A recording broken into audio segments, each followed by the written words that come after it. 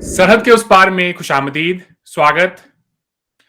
दोस्तों, दुनिया में जब भी पाकिस्तान की बात होती है, तो एक बेहद खौफनाक चेहरा हमारे सामने आता है। वो चेहरा जिसे देखकर पाकिस्तान में कोई जाना नहीं चाहता। शायद यही वजह है कि लाखों टूरिस्ट भारत आते हैं और वो वाघा अटारी बॉर्डर तक जाके ही रुक जाते हैं। उनमें से बहुत कम होते हैं जो उस बॉर्डर को पार करके पाकिस्तान जाने की हिम्मत करते हैं। ये जो पाकिस्तान का चेहरा है, ये हम हर रोज किसी न किसी न्यूज़ चैनल में, किसी न किसी अखबार में पढ़ते रहते हैं। आप दुनिया में कहीं भी चले जाएँ, अगर आप किसी से पूछें पाकिस्तान के बारे में, तो कोई एक अच्छी तस्वीर उभर कर सामने नहीं आती। लेकिन पाकिस्तान का एक और चेहरा है, जिसे हम आज देखने की कोशिश करेंगे। ये हमारे लिए बड़े ही गर्व की, एजाज़ की बात है कि आज हमें पाकिस्तान से जॉइन किया है एक ऐसे नौजवान ने जो पाकिस्तान को आज की दुनिया के साथ बराबर कदम से कदम मिलाकर चलना चाहता है। जो चाहता है कि पाकिस्तान में वो तमाम खुशियां आए जो दुनिया के बाकी मुल्कों के लोगों को मैसर हैं। इनकी तारीफ जितनी की जाए उतनी कम है दोस्तों। मैं इंट्रोडक्शन में ज्यादा वक्त बर्बाद नहीं करना चाहता। वो कहते हैं ना कि डूबते हुए को तिनके का सहारा काफी होता है। पाकिस्तान में ऐसे लोग बहुत कम हैं मगर हैं। और आज अगर पाकिस्तान चल रहा है तो ऐसे ही लोगों के बलबूते पर चल रहा है। हमारे आज के मेहमान का नाम है सैयद मुजम्मिल शाह। आप एक टीवी एंकर हैं, जीएनएन न्यूज़। अगर आप में से कोई देखता हो दोस्तों, तो वहां पर आप सैयद मुजम्मिल को हर रोज देख सकते हैं। आपके वक्त का बहुत बहुत शुक्रिया मुजम्मिल, और मेरे दिल की गहराइयों से मैं आपका इस प्रोग्राम में खैर मकदम करता हूं। बहुत शुक्रिया अरविंद। और it's been an absolute treat to be with you. और I wanted to talk to you like that and your audience as well. और बहुत खुशी हुई है जिस तरह से आपने इंट्रोडक्शन करवाया। It is very you know very very commendable के मतलब आप एक्नॉलेज करते हैं इन चीज़ों को जो हम सब यहाँ बैठ के कर रहे हैं। So thank you. Pleasure is all mine. मैंने जो भी कहा है वो आपकी तारीफ में शायद मैं पूरा इंसाफ नहीं कर पाया, कहीं ना कहीं मुझसे कोताही हुई है। उसके लिए मुझे आप माफ करें। You deserve a lot more appreciation than what I have said about you. Means a lot. हम आज के प्रोग्राम को शुरू करते हैं इस वक्त जो पाकिस्तान में ताज़ा तरीन माहौल बना हुआ है तहरीक लब्बैक को लेकर। मैं आपसे ये जानना चाहूंगा कि फ्रांस में प्रॉफिट मोहम्मद के गुस्ताखाना कार्टून बनाए गए, लेकिन उसका जो रिएक्शन हुआ वो पाकिस्तान में हुआ। हजारों लोग सड़कों पर उतर आए, उन्होंने अपने ही मुल्क को आग लगाई, अपने ही लोगों का कत्ल किया। फ्रांस में लोग बैठे हुए क्या सोच रहे होंगे कि एक ऐसा मुल्क है कि हमारे एक कार्टून बना देने से इन्होंने अपने मुल्क को तबाही के, बर्बादी के एक रास्ते पर ला खड़ा कर दिया है। आप क्या कहेंगे? देखिए, पहली बात तो ये है कि मेरा ख़्याल है कि रीसेंट डेकेड्स में वैसे तो ज़िया-उल हक साहब जो पाकिस्तान के मिलिट्री डिक्टेटर और प्रेसिडेंट बने बाद में, जिन्होंने भुट्टो साहब जो कि इलेक्टेड प्राइम मिनिस्टर थे उनको लटका दिया।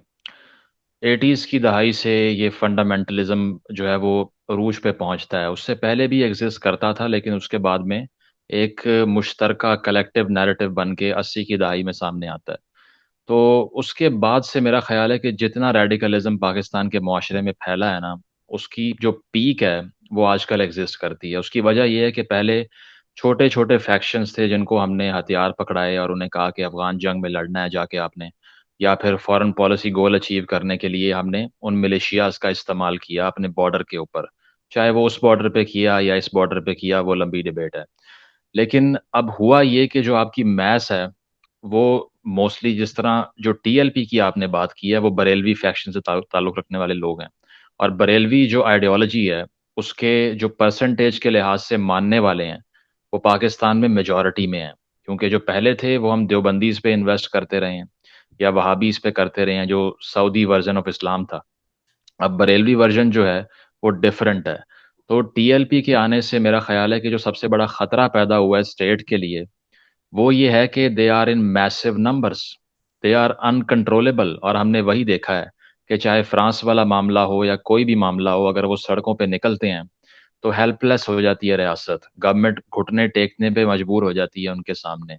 फ्रांस जी। की आपने बात की या दूसरे कंट्रीज की, जी आप कुछ कहना चाह रहे हैं? जी, मैं ये पूछना चाहता हूँ आपसे, बिल्कुल आपने ये बात बिल्कुल ठीक कही, लेकिन आई वांट कि आप लोगों को कुछ फूड फॉर थॉट दें यहाँ पर, कि कितना आसान है पाकिस्तान के लिए। अंग्रेज़ सोच रहे होंगे कि यार इस मुल्क को बर्बाद करने के लिए किसी जंग की ज़रूरत नहीं है। आप यहाँ कोई गुस्ताखाना कार्टून बना दें, ये खुद ही आपस में लड़-कट के मर जाएँगे।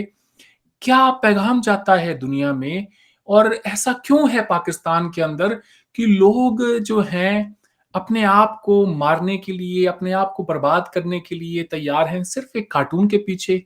और भी तो बिल्कुल मुस्लिम देखिए। मुल्क हैं, किसी ने ऐसा जी। रिएक्शन नहीं दिया जैसा पाकिस्तान ने दिया है। मैं तो समझता हूँ कि ये जो लोग मार्च कर रहे हैं, जो बाहर निकल आते हैं, इनको ये भी नहीं पता होता कि ये कार्टून किस मुल्क में बने हैं। वो सिर्फ 3-4 लीडरशिप के लोग हैं जो उनको मदरसों से बाहर निकाल के सड़कों पे ले आते हैं। लेकिन ये जो आम लोग हैं, ये कौन है? ये मदरसे में पढ़ने वाले वो बच्चे हैं जिस पे रियासत ने इन्वेस्ट ही नहीं किया, जिसको ना तालीम दी, ना एजुकेशन फराहम की, ना मिडिल क्लास लाइफ दी, और ना उनको ग्रूम किया एक सिटीजन, अच्छा सिटीजन बनने के लिए। तो इस मर्तबा जो टीएलपी बाहर निकली है, वो कह रहे थे फ्रांस के एम्बेसडर को निकाल दो, और फ्रांस का एम्बेसडर पाकिस्तान में है ही नहीं। They don't even know that. तो उनके लिए ये इन्फॉर्मेशन मैटर ही नहीं करती कि हम बाहर क्यों आए हैं। For them violence is the last resort, क्योंकि वो डिसएनफ्रेंचाइज्ड लोग हैं मुआशरे के, जो मैटर ही नहीं कर रहे थे। तो आप देखें ना कि आप और मैं अगर नौकरी करते हैं, किसी अच्छी जगह काम करते हैं, हमारे स्टेक्स हैं, तो हम 20 दिन के लिए सड़कों पे दुकानें तोड़ने के लिए, आग लगाने के लिए नहीं निकल सकते। We have something to look forward to. लेकिन ये वो लोग हैं जिनकी जिंदगी में कोई स्टेबिलिटी नहीं है। तो पॉवर्टी जो होती है वो सबसे बड़ा कैटलिस्ट होती है रेडिकलिज्म का, क्योंकि आपने इन्वेस्ट नहीं किया होता। दूसरी बात यह है कि बाहर वाली दुनिया वाकई मजाक उड़ाएगी। इस तरह तो कल को किसी भी मुल्क में अगर कोई भी बंदा उठ के कुछ भी कर देता है, तो हमारी सारी स्टेट तो कैओस मच जाएगा यहाँ पे। तो क्या हम इसी तरह एग्जिस्ट करते रहेंगे कि बाहर अगर किसी ने कुछ इंडिविजुअल एक्ट कर दिया है, तो उसका इतना बड़ा रिएक्शन आए कि हम यहाँ पे पूरी गवर्नमेंट को जो है वो सबोटाज करने की कोशिश करें, या पब्लिक प्रॉपर्टी को आग लगा दें, या पुलिस वालों को मारें? अभी रिसेंटली 5 से 6 पुलिस वालों को ब्रूटली मर्डर किया इन लोगों ने। और लास्ट टाइम भी निकले थे तो यही किया था, हर दफा होता है। लेकिन रियासत फिर बाद में मुआहदा कर लेती है, इस बार भी मुआहदा कर लिया।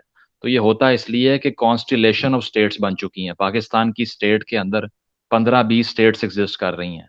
एक है मौलाना हजरात की स्टेट, जो कि जब दिल करता है सड़क पे आती है, आग लगाती है, चली जाती है। एक लॉयर्स की स्टेट है, जो जब दिल करता है बाहर निकलते हैं, कोर्ट्स पे हमला कर देते हैं।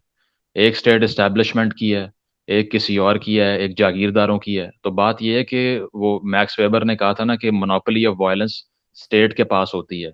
पाकिस्तान में मोनोपोली ऑफ वायलेंस स्टेट के पास से निकल के डिफरेंट ग्रुप्स में डिवाइड हो चुकी है। That is why I argue कि ये कॉन्स्टिलेशन ऑफ स्टेट्स है। A lot of states exist, लेकिन एक यूनिलैटरल स्टेट यहाँ पे एग्जिस्ट ही नहीं करती। जी, बिल्कुल आपने खूब ये बात कही कि जो वायलेंस का हक है वो स्टेट के पास है, और किसी एक गिरोह, एक तबके के पास बिल्कुल नहीं है। स्टेट की जो रिट है, जिसको पाकिस्तान के मिनिस्टर्स ने बार-बार इस बात का इज़हार किया कि इस बार हम उसको एस्टेब्लिश करेंगे, और वो लोग जो कि AK-47 लेके अपने हाथों में निकले हुए हैं, उन लोगों को मारा है, हम उनके साथ वैसे ही डील करेंगे जैसे किसी टेररिस्ट ऑर्गेनाइजेशन के साथ किया जाता है। उस तंजीम को बैन भी किया गया, टेररिस्ट ऑर्गेनाइजेशन भी डिक्लेयर किया गया। उसके बाद में कुछ ऐसा टर्न ऑफ इवेंट्स हुआ कि वो अब फिर से सियासी एक जो है पॉलिटिकल पार्टी बन गए हैं, उनके ऊपर तमाम जितने केसेस थे वो खत्म हो गए हैं, उनके कारकुन बाहर आ गए हैं। ये अगर आप दुनिया में किसी को जाकर बताएँगे कि 1 हफ्ते पहले ये जमात एक दहशतगर्द जमात थी और आज एक सियासी जमात है, लोग यकीन नहीं करेंगे। पाकिस्तान के अंदर कितने ऐसे लोग हैं जो यही बात को बुनियाद बनाकर हुकूमत से सवाल कर रहे हैं कि ये कल तक दहशतगर्द थे, आज क्यों नहीं है? बिल्कुल जी, इसकी जिस तरह से पहले बात की है, मेरा ख़्याल है कि टीएलपी का बड़ा थ्रेट जो है ना, वो एक तो स्ट्रीट वायलेंस वाला हमने उनका चेहरा देखा है, लेकिन उससे बड़ा थ्रेट उनका लेजिस्लेटिव थ्रेट है। वो पहला इलेक्शन लड़ते हैं 2018 में, and they and up being the third largest party इन पंजाब। तीसरी सबसे बड़ी जमात पीपल्स पार्टी, जो भुट्टोस की पार्टी थी 70s से, उसको हरा देते हैं। उसके बाद में पाकिस्तान ओवरऑल के अंदर फिफ्थ पार्टी बनती है सबसे बड़ी इन टर्म्स ऑफ वोट जो वो लेते हैं, और बाय इलेक्शन हो रहे हैं उसमें भी 3-4 पे आ रहे हैं।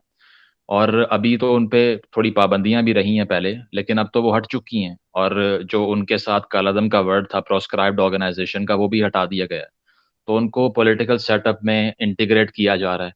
तो मैं समझता हूँ कि अगले आने वाले इलेक्शन में इन्होंने लास्ट टाइम 22 लाख वोट लिए थे पाकिस्तान से, जो कि 2 मिलियन से ज़्यादा बनते हैं। तो मैं समझता हूँ कि आगे आने वाले इलेक्शन में शायद इससे भी ज़्यादा वोट लें ये। तो पाकिस्तान की स्टेट के लिए बड़ा मसला ये है कि शायद शायद मैं नहीं चाहता कि ऐसा हो या हम ऐसा देखें, लेकिन मुझे ये लगता है कि शायद पंजाब में अपोजिशन लीडर इनका आ जाएगा, जिस तरह से ये चल रहे हैं। या हो सकता है कि कोई नेशनल गवर्नमेंट बने तो उसमें इनके कोई रिप्रेजेंटेटिव सामने आना शुरू हो जाए। और आप ये देखेंगे जब ये लोग लेजिस्लेटिव हाउसेज में जाएंगे, लेजिस्लेशन का पार्ट बनेंगे, तो फिर ये लोग क्या कर सकते हैं? वो तो अनचेक्ड पावर होगी ना, क्योंकि उसमें तो ना कोई प्रोग्रेसिव लॉ मेकिंग हो पाएगी उसके बाद में। और जब ये अथॉरिटी की पोजीशंस पर आएंगे, मिनिस्ट्रीज इनको मिलेंगी, उसके बाद क्या करेंगे? तो मैं समझता हूँ बहुत डार्क टाइम चल रहा है पाकिस्तान का, क्योंकि हमने जो 80s से यहाँ पे एक गलत नज़रिए को फ़रोग दिया है। हम चीखते आए हमारे जैसे लोग कि यार ये मत करो, सियासत चमकाने के लिए मज़हब का इस्तेमाल छोड़ दो, वरना पूरे मुल्क में आग लग जाएगी। एक फिरका दूसरे को मारेगा, दूसरा तीसरे को मारेगा। पहले किसी को काफिर कहा, फिर उसने दूसरे को काफिर कहा, और ये चेन रिएक्शन चलता गया और अब एनगल्फ कर रहा है पाकिस्तान को। जो प्रोग्रेसिव नौजवान है, या जिसके पास नौकरी नहीं है, जिसके पास कोई अपॉर्चुनिटी नहीं है, उसके पास चारा ही नहीं है कि वो डंडा उठा के बाहर आने की बजाय कुछ और करे। तो मैं समझता हूँ कि ये कंसिस्टेंट पाकिस्तान की जो रियासत ने ज्यादतियां की हैं हमारे साथ, ये उसका ब्लो बैक है। और इन्हें अब भी समझ नहीं आ रही कि कौन सा मॉन्स्टर खड़ा है इनके सामने, जिसको ये चेन कर ही नहीं सकते, इनकी कैपेसिटी ही नहीं है। जी, आप जैसे कितने लोग हैं मीडिया के अंदर जो हुकूमत से यही सवाल कर रहे हैं? देखिए, मैं तो समझता हूँ कि मैसिवली आउटनंबर्ड हैं। मतलब आप और मैं उंगलियों पे गिन के नाम ले सकते हैं, जो 3-4 लोग होंगे जो शायद ये समझते हैं कि यार ये गलत हो रहा है। उसके अलावा तो एक दो चैनल्स को भी बैन किया यहाँ पे, पैमरा जो रेगुलेटरी अथॉरिटी है मीडिया की, इस बात पे कि वो टीएलपी के हक में रिपोर्टिंग कर रहे थे, इनका साथ दे रहे थे। तो मीडिया तो मोस्टली इनके नैरेटिव को टो करता आया है, क्योंकि रियासत ने पहले डायरेक्शन यही दी हुई थी। पिछले इलेक्शन में जिस तरह से हमने देखा, पीएमएलएन को जो है वो रोकने के लिए और उनकी गवर्नमेंट ना बने सिर्फ इसलिए, रियासत के जो मजबूत हल्के हैं उन्होंने टीएलपी में इन्वेस्ट किया। और उससे ये हुआ कि जो इनके कैंडिडेट्स थे, उन्होंने 20,000 30,000 वोट लिए, और पीएमएलएन को, नून लीग को नुकसान हुआ, जो कि नवाज शरीफ की पार्टी थी। तो वो पर्पस अचीव कर लिया, शॉर्ट टर्म गोल था कि पीएमएलएन को दूर रखो पावर से। अब वो अचीव हो गया, लेकिन बाद में क्या करना है इसका, क्योंकि इनके पास तो पावर आ गई, इन्होंने वोट भी लिए, इनको एक करियर नजर आ गया कि हम तो एक बाकायदा पॉलिटिकल पार्टी बना के बड़े स्टेक्स ले सकते हैं। तो यही होता है कि पाकिस्तान की रियासत जो है वो फार साइटेड नहीं है। वो सोचती है 5 महीने का, 6 महीने का, उसके उसके आगे सोचती ही नहीं है। वो नेगोशिएट करती हैं इन लोगों से, और बाद में ये बैकफायर होता है। तो मुझे नहीं लगता कि इन लोगों से एग्रीमेंट साइन करके इनकी पावर को कम कर सकते हैं, बल्कि आप और बढ़ा देते हैं उसको। थोड़ा बहुत उन पुलिस वालों के बारे में भी बताएं जिन्होंने in the line of duty अपनी जान गंवाई। कोई भी पुलिस वाला जब ऐसे किसी प्रोटेस्ट में जाता है, भीड़ को रोकने की कोशिश करता है, तो वो तो अपनी ड्यूटी कर रहा होता है, अपना फर्ज अदा कर रहा होता है जो हुकूमत ने उसको दिया है। जब इस तरह से उनका कत्ल कर दिया जाए और उसके बाद जाकर हुकूमत इन लोगों से जो कि दहशतगर्दी कर रहे हैं, पुलिस वालों को मार रहे हैं, उनसे मुआहदा कर ले, तो आने वाले वक्त में क्या मैसेज जाता है पुलिस वालों को और उनके मोराल का क्या होता है? वो जान दे भी तो क्यों दें, ये जानते हुए कि हुकूमत तो एक दिन उनसे मुआहदा कर लेगी? बिल्कुल आपने ठीक कहा। उसकी वजह यही है ना कि वो अगर देखते हैं कि हम स्टेट की जो विल है, जो उसका लॉ है, उसको एग्जीक्यूट करने के लिए यहाँ पर पहुंचे हैं, और अगर हमारे पीछे से रियासत ही हट जाती है, हम अकेले रह जाते हैं मैदान में, और उसके बाद में रियासत कहती है कि ये हमारे अपने लोग हैं, इनसे गलती हो गई, माफ़ कर दो इनको, तो फिर वो किस मुंह से पुलिस को या उनके अफसरान को फेस करेंगे? मैं समझता हूँ कि सबसे जो है वो बुरा ये कोलेटरल डैमेज की फॉर्म है शायद ये, कि जब आप खुद भेजते हैं उनको ग्राउंड पे, और बाद में नेगोशिएट करके सरेंडर कर देते हैं उनके सामने, या तो आप उनको डिटर करें ही ना, या तो वो सड़कों पे आ गए हैं तो आप उनको रोकें ही ना, उनको चलने दें, जहां वो जाते हैं जाने दें उनको। लेकिन अगर आप उनको रोकना चाह रहे हैं तो मुआयदा क्यों करते हो फिर आप 5-6 दिन बाद उन पुलिस वालों की लाशों का सौदा क्यों करते हो? हम भी यही सवाल करते हैं। तो मैं समझता हूँ कि वो जिनकी फैमिलीज इस टाइम डिजास्टर से गुजर रही हैं, और वो भी कलमा पढ़ने वाले लोग थे जिनको मारा इन्होंने, उनको जबरदस्ती गन पॉइंट पे ये कह रहे थे कि हमारी पार्टी के नारे लगवाओ। एक पुलिस वाले की लाश मिली है गुजरांवाला के पास से खेतों में, और उसको बिल्कुल अनड्रेस करके और उसके नाखून तक इन्होंने खींच लिए और इतनी बुरी तरह मारा उसको।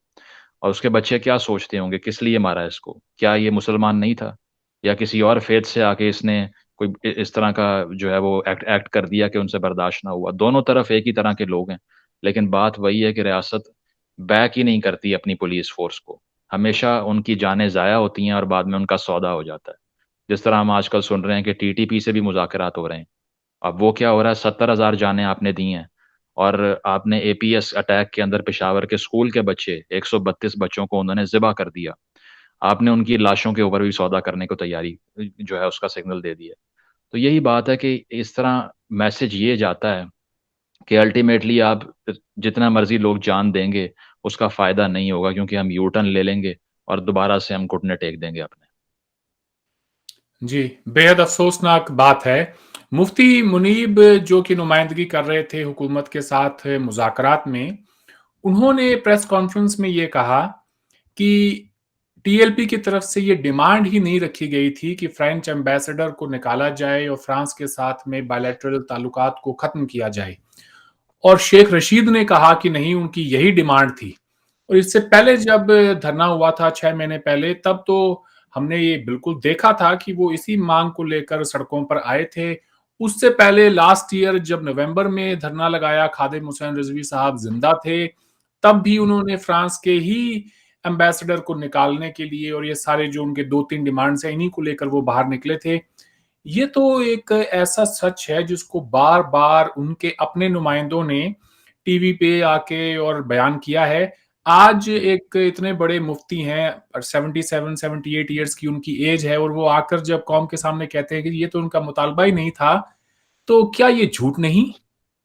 मैं तो ये समझता हूँ कि एक एक हद तक उसके इस जो इनकी इनकी पूरी तहरीक है, इसमें भी दो हिस्से बन गए थे। अशरफ जलाली वाला एक ग्रुप बन गया, वो कोई और बात किया करता था। मुफ्ती मुनीब वगैरह या खादिम रिजवी जब जिंदा थे तो वो कोई और बात करते थे। तो इन लोगों में भी थोड़े से क्लैशेस आपस में हैं। लेकिन मैं ये समझता हूँ कि इस मर्तबा जो टीएलपी की मार्च हुई है ना, ये प्योरली पॉलिटिकल मूवमेंट थी। एक रेडिकल और एक मैं कह सकता हूँ मिलिटेंट पॉलिटिकल मूवमेंट। उसकी वजह ये है कि इनके मुतालबात ये थे, डिमांड्स ये थे कि एक तो प्रोस्क्राइब्ड का लफ्ज़ हटाओ हमारी पार्टी के नाम से, ताकि हम फ्रीली इलेक्शन के लिए कैंपेन कर सकें। दूसरा ये था पॉलिटिकल प्रिजनर्स को छोड़ो। तीसरा ये था कि जो फोर्थ शेड्यूल, जो टेररिज्म के चार्जेस उनके ऊपर लगे हुए हैं, उनको रिवोक करें। तो ये सारी जो 3-4 डिमांड्स हैं, इसमें इस्लाम किधर है? कौन सी इस्लामिक डिमांड है इसमें से? कोई भी नहीं। ये सारी लेजिस्लेटिव डिमांड्स हैं, और इलेक्शन आगे आ रहा है 2023 में। ये उसको लड़ने के लिए एक रोड मैप सेट करने के लिए ये डिमांड्स हैं, लेकिन नाम इसको दिया हुआ है इस्लाम का। अब जो हो लोग सकता बाहर। है उनकी शुरू से ही यही पॉलिसी हो, और वो लोगों को पाकिस्तान एक मजहबी रियासत है, इस्लामिक मुल्क है, लोगों को इस्लाम के नाम पर शुरू दिन से ही वो उन्हें जी, मार्च करवा रहे हों, इसी बात के लिए कि जितने ज्यादा लोग बाहर निकलेंगे, जितना ज्यादा उनका स्ट्रीट पावर बढ़ेगी, उतनी ही ज्यादा उनकी जो पॉलिटिकल कैंपेनिंग होगी और लोग उनके साथ जुड़ेंगे। बिल्कुल ये इस भी तरह तो है। रियलिटी है। हम्म। बिल्कुल मैं एग्री करता हूँ, क्योंकि पॉलिटिकल माइलेज मिलता है ना इन चीज़ों से आपको। अगर आप रिलीजन कार्ड प्ले कर देते हैं तो आम आदमी जो कि सेंसेशनलिज्म पे यकीन करता है, आसानी से बेवकूफ़ बन जाता है। इन्होंने तो अपने इलेक्शन के दौरान भी ये ऐलान किए थे कि आप अगर टीएलपी के निशान पे ठप्पा लगा देंगे तो जन्नत आपकी हो गई। अगर नहीं लगाएंगे तो ऊपर जाके क्या जवाब देंगे अल्लाह को आप? तो इस तरह से इन्होंने मैनिपुलेट किया वोटर की थिंकिंग को, और उसमें कामयाब हुए हैं। पहले इलेक्शन में शायद ही कोई ऐसी पार्टी हो जो कि थर्ड लार्जेस्ट पार्टी बन गई हो सबसे बड़े प्रोविंस की। तो बड़ा एक मैं कहता हूँ कि ब्लिस्टरिंग स्टार्ट किया है इन्होंने, और ये समझ गए हैं कि किस तरह से यहाँ पाकिस्तान की आवाम को बेवकूफ़ बनाना है, क्योंकि यहाँ सोचने वाला तो कोई है नहीं। यहाँ कोई ये नहीं सोचता कि इस्लाम के अंदर ही हराम है कि रियासत की मर्जी के बगैर आप जहाद के ऐलान करते फिरें। क्योंकि in the light of Islamic laws as well, you can not do anything without the consent of the ruler. लेकिन ये तो रियासत के खिलाफ ही बाहर निकले हुए हैं और उसको ही नीचे गिराने के लिए आ जाते हैं, और कहते भी उसको इस्लामी है। तो मैं समझता हूँ कि बड़ा मासूम सा और भोला वोटर है जो आम आम आम लोग हैं। उनको नहीं मालूम कि ये किस तरह से फायदा उठा के इसका कोई एमएनएस बन जाते हैं, पार्लियामेंट तक पहुंच जाते हैं, मिनिस्ट्रीज मिल जाती हैं इनको। वो सब करने के लिए है, और ये प्योरली डिपिक्ट किया है इन्होंने इस मरतबा अपनी डिमांड से। वाजे हो गया सारा कुछ। जब इस तरह के वाकयात पेश आएंगे तो दुनिया पाकिस्तान को किस तरह से देखेगी?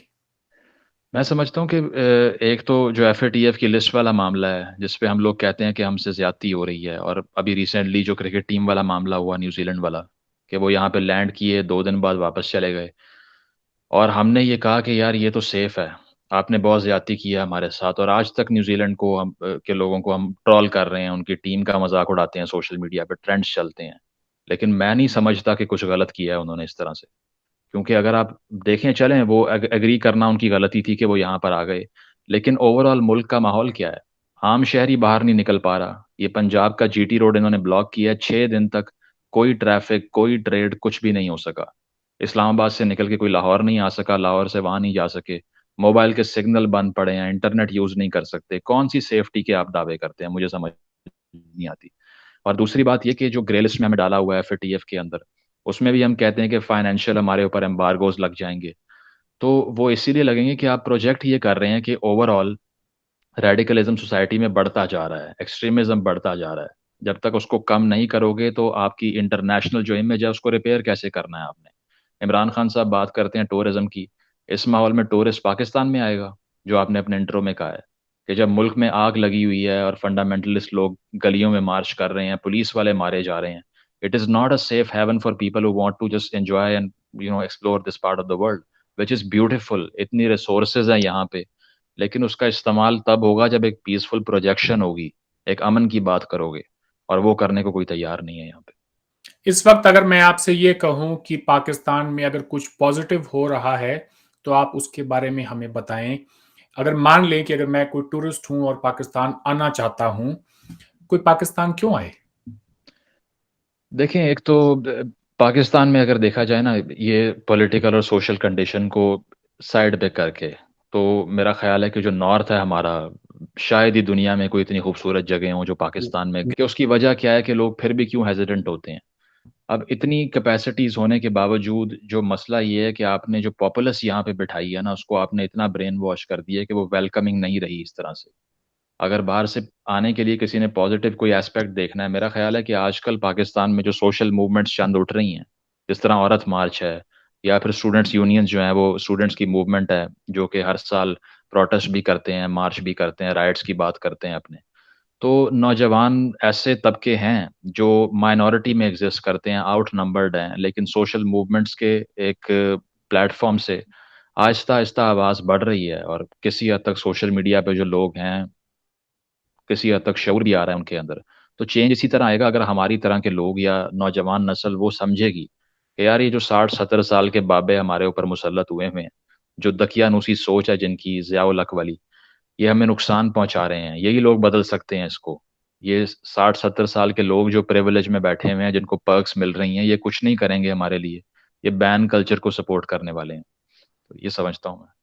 पाकिस्तान की इकोनॉमी के ऊपर थोड़ी सी बात करें और हमें ये बताएं कि इस वक्त आपकी मुआशी सूरत हाल क्या है? देखिए, इकोनॉमिकली तो काफ़ी डिटेरियोरेशन हुई है। उसकी वजह ये है कि मैं समझता हूँ 2018 से पहले, 17 से पहले, जितना मर्जी आप इल्ज़ाम लगा लें, नवाज शरीफ है, मैं उसको भी सपोर्ट नहीं करता, मैंने कभी वोट नहीं किया पीएमएलएन को भी। लेकिन बात यह है कि अगर आप आम आदमी से जाके पूछेंगे ना, तो जो इन्फ्लेशन का रेट इस वक्त हुआ हुआ है, जो एक्सेसिबिलिटी आप आम बुनियादी ज़रूरियात की थी, ज़िंदगी की चीज़ें, वो जितनी मुश्किल हुई हुई है, तो पिछले 5-6 साल में पहले ये नहीं था। तकरीबन 5.5 5.6 जीडीपी ग्रोथ पे नवाज शरीफ साहब छोड़ के गए थे, जो अभी 1% पे आई हुई थी, और अब प्रोजेक्शन थोड़ी बढ़ रही है उसकी, आई गेस 3-4 हो रही है। तो दूसरा, इन्फ्लेशन ने बहुत बुरा असर किया हुआ है। तकरीबन हर महीने ऐलान होता है कि अब पेट्रोल 12 रुपये बढ़ रहा है, 13 रुपये बढ़ रहा है, बिजली का जो फी यूनिट है वो 1.5 रुपये बढ़ रहा है, 2 रुपये बढ़ रहा है, प्रोटेस्ट भी होती है। अभी फिलहाल पाकिस्तान में शुगर की शॉर्टेज हुई हुई है, which is a point of shame for a country जिसकी सबसे बड़ी फसलों में से एक है शुगर केन। वहाँ पे चीनी नहीं मिल रही, क्योंकि आधी अफगानिस्तान में जो है वो इलीगली ब्लैक हो जाती है। पहले हमें वीट का क्राइसिस आया हुआ था 6 महीने पहले, एक ऐसे मुल्क में जो गंदुम जमीन से उगाने वाले सबसे बड़े ममालिक में से एक था एक टाइम के ऊपर, वो रोटी नहीं अपनी पूरी कर पा रहा इस तरह से। तो मैं समझता हूँ कि मिसमैनेजमेंट है जो अब रजीम आई हुई है, इनमें से किसी एक को पता ही नहीं था करना क्या है। ये इंस्टॉल्ड लोग हैं, ठीक है, और इनके पास उतना मैंडेट भी नहीं था कि ये देख समझ के कोई वजारतें लगाएं। हर हफ्ते, हर महीने कैबिनेट शफल कर देते हैं। कभी कोई वजीर बन गया है, कभी कोई वजीर बन गया है, बाहर से इंपोर्ट करके जो एडवाइजर्स हैं वो गवर्नमेंट चला रहे हैं, इलेक्टेड ऑफिशियल्स बाहर बैठे हुए हैं, पार्लियामेंट डिसफंक्शनल है। तो ऐसे माहौल के अंदर जहाँ हाइब्रिड रजीम चल रही हो, वहाँ पे क्या इकॉनमी ने आगे बढ़ना है? वहाँ किस तरह से आपने मुआशी तौर पे मजबूत होना है? हो ही नहीं सकते आप।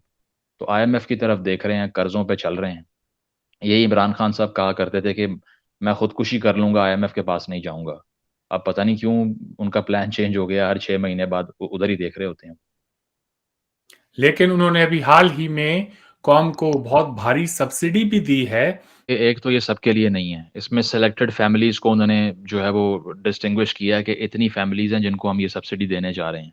और अगर आप उसको पर पर्सन पे डिवाइड करें तो वो 150 से 200 रुपए बनते हैं एक महीने के। अब ये तो मजाक है, क्योंकि उसमें 1 लीटर पेट्रोल भी नहीं आता। तो दूसरा ये है कि आप 80% प्राइस बढ़ाते हैं कमोडिटी की पहले, और बाद में 30% सब्सिडी दे देते हैं।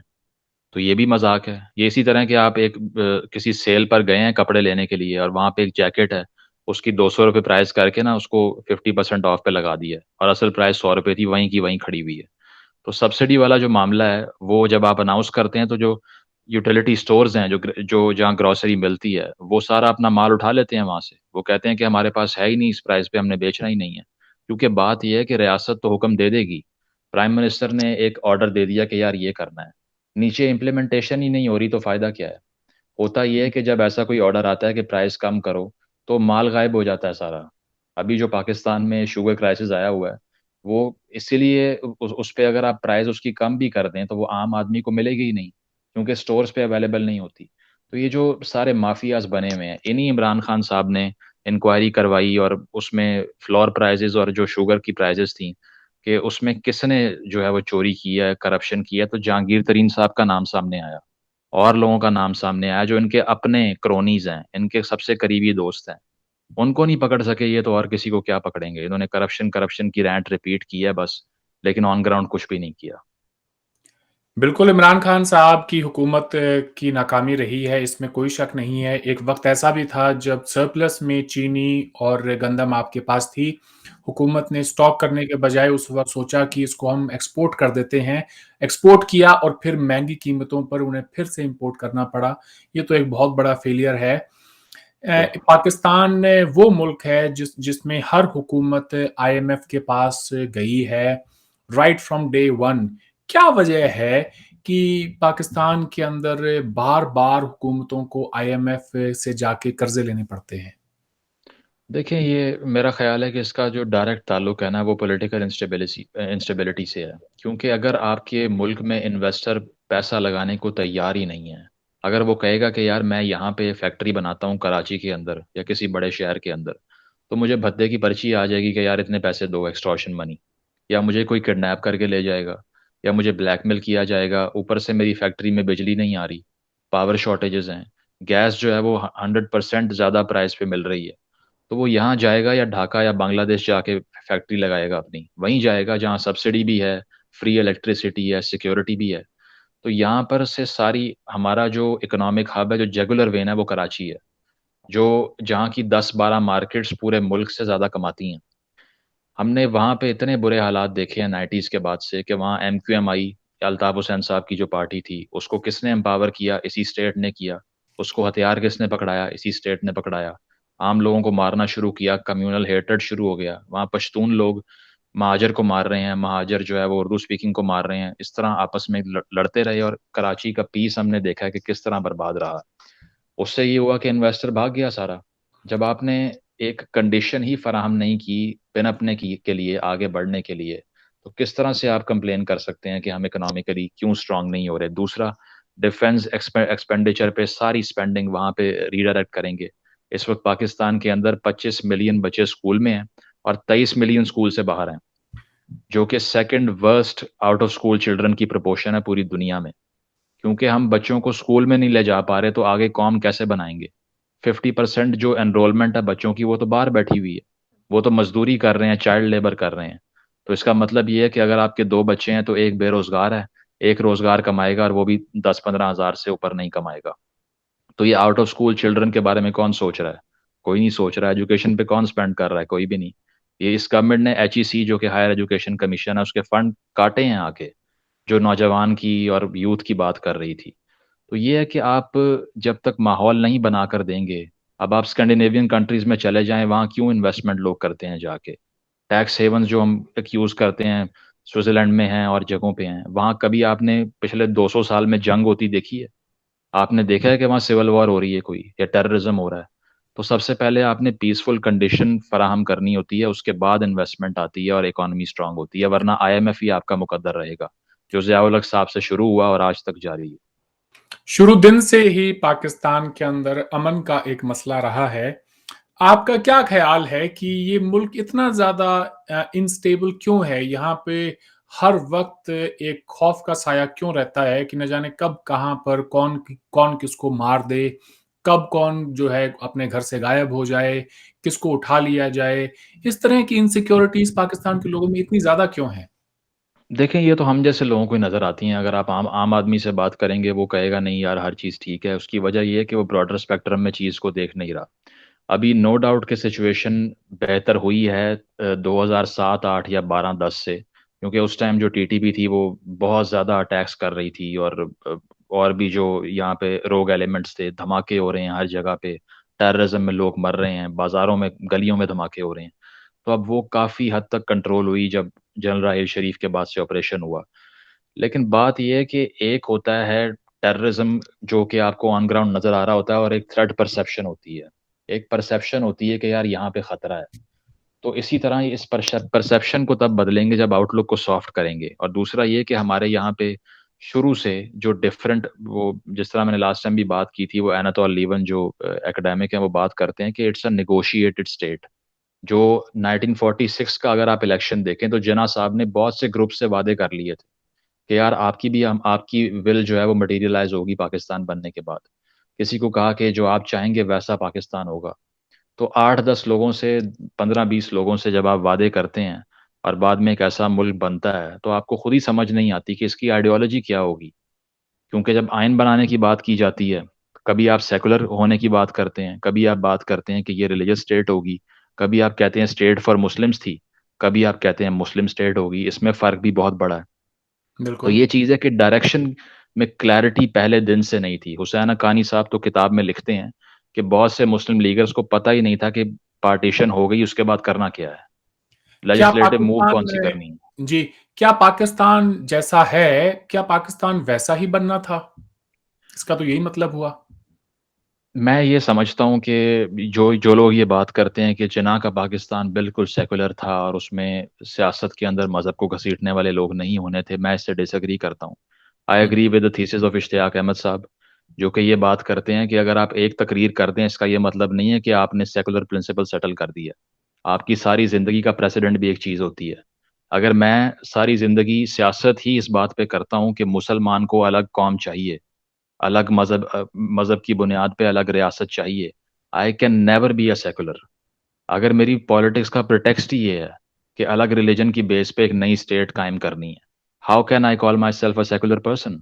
अगर आपने सही। सेकुलर लोगों की बात करनी है, तो वो बादशाह खान साहब थे, अब्दुल कलाम आज़ाद साहब थे, जिन्होंने पॉलिटिक्स भी सेकुलर की। लेकिन यहाँ पे मसला ये है कि जिन्ना साहब की पर्सनल लाइफ को, जो कि लिबरल थी, क्योंकि उन्होंने बड़ा मॉडर्न लाइफस्टाइल स्पेंड किया, सेविल रो के सूट्स पहनते थे, और मालाबार हिल्स में घर था उनका मुंबई के अंदर। और उसके अलावा उन्होंने एक अपनी पारसी जो है ना वो फ्रेंड से शादी भी की। और उनका लाइफस्टाइल प्रोजेक्ट ये कर रहा था कि वो लिबरल इंसान है, लेकिन यहाँ पे उसको मिक्स करते हैं उनकी लिबरल पॉलिटिक्स से। I don't think he was a liberal politician. तो सही। इसीलिए ये आज तक कन्फ्यूजन बरकरार है। उन्होंने कहा था कि ये इस्लाम की लेबॉर्टरी होगी, इसमें एक्सपेरिमेंट्स करेंगे, और वो एक्सपेरिमेंट्स आज तक जारी हैं। पाकिस्तान इस तरह से कब तक चलता रहेगा? देखें, ये तो पाकिस्तान एक ऐसी जगह है जहाँ किसी भी पॉलिटिकल साइंटिस्ट को जब वो आता है ना, तो अपना सर पकड़ के बैठ जाता है। क्योंकि वो कहता है कि यार यहाँ प्रेडिक्ट करना इतना मुश्किल है। उसकी वजह ये है कि डिसीजन मेकिंग एक ऑर्गेनाइजेशनल प्रोसीजर होता है। क्योंकि अगर इंस्टीट्यूशंस और इदारे काम कर रहे हैं ना, तो हम प्रेडिक्ट कर सकते हैं कि यार ये इंस्टीट्यूट है, जुडिशरी चल रही है, मीडिया चल रहा है, या और लेजिस्लेटिव असेंबलीज चल रही हैं, एग्जीक्यूटिव्स ये काम कर रहे हैं। तो पता होता है कि यार इस तरह से ये रियासत आगे बढ़ेगी और तरक्की पजीर हो जाएगी। लेकिन यहाँ पर्सनैलिटीज चला रही हैं। यहाँ बात यह है कि जिसके पास इख्तदार है, यानी कि पावर है, उसके पास इख्तियार नहीं है। सबसे बड़ा डायलेमा ये है। कि जिसके पास इक़्तिदार है, जो प्राइम मिनिस्टर है, टीवी पे आने के लिए, बात करने के लिए, गालियाँ सुनने के लिए, पावर उसके पास नहीं है। वो टीवी पे आके कहता है कि कोविड-19 का लॉकडाउन किसने किया मुझे नहीं पता।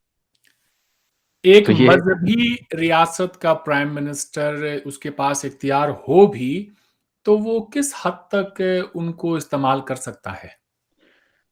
मेरा ख़्याल है कि लीडरशिप स्ट्रॉन्ग हो सकती है और अगर आपके इंस्टीट्यूशन काम कर रहे हों, अगर हम टर्की की मिसाल ले लें तो तैयब एर्दोग़ान साहब काफ़ी आजकल आइडियोलॉजिकल पॉलिटिक्स करते हैं, कंज़र्वेटिव भी हैं और बहुत से सेकुलर प्रिंसिपल्स को रिवर्स भी कर रहे हैं।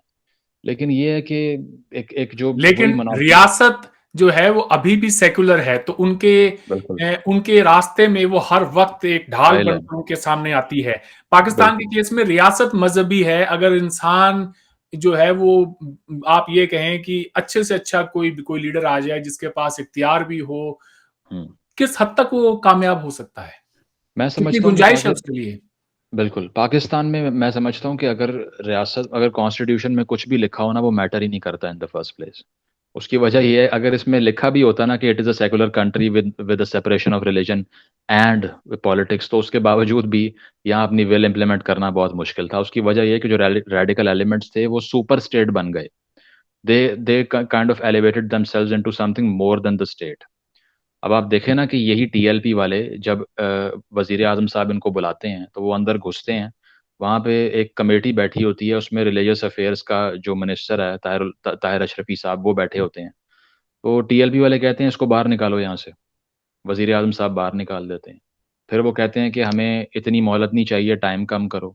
जो वो कह रहे हैं आपकी स्टेट वो कर रही है। तो रोgue एलिमेंट्स जब यहाँ पे इतने ताकतवर हो जाएँ, तो इसका मतलब यही होता है कि फिर कॉन्स्टिट्यूशन तो साइड पे हो गया ना, उसको तो मानने वाले बहुत कम लोग हैं। जुडिशरी उसको नहीं मानती, एस्टेब्लिशमेंट उसको नहीं मानती।